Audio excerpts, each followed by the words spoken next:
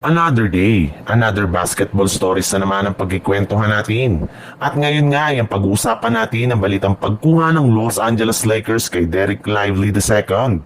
At ang balitang nagsisisi na nga daw ngayon ang Golden State Warriors kay Lauri Markkanen.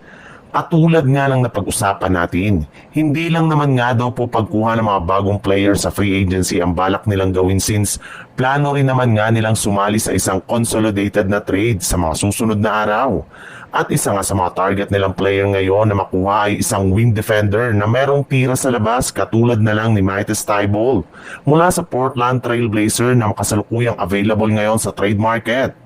Bukod rin nga sa pagkuha ng bagong player sa trade, ay binabantayan rin naman nga ng Lakers ang posibleng mga player na magiging available sa buyout market kagaya na lang ni Chris Middleton at si Malcolm Brogdon na lahat nasa Washington Wizards na balak magtanggal ngayon ng ilan sa kanilang mga player. Bukod rin dyan, ay maaari rin naman nga gumawa ang Lakers ng isa pang 3-team blockbuster trade kasama ang mga kupunan ng Dallas Mavericks at Sacramento Kings. Bali dito nga ay makukuha ng Mavs sina Austin Reeves at Jackson Hayes. Masusungkit naman ng Kings sina Vanderbilt, Kleber, D'Angelo Russell at dalawang second round pick habang ang Lakers naman ay makukuha sina Malik Monk, Derek Lively II, Devin Carter at isang 2026 first round pick. Sa ibang balita naman, isa nga sa mga nagdudumi na ngayon sa Eurobasket ay walang iba kundi si Lauri Markkanen ng Finland na nakuha ang kanilang unang panalo noong nakarang araw laban sa Sweden. Bagamat man nga nahirapan sila dito ng sobra ay nagawa pa rin naman nga nila na manalo.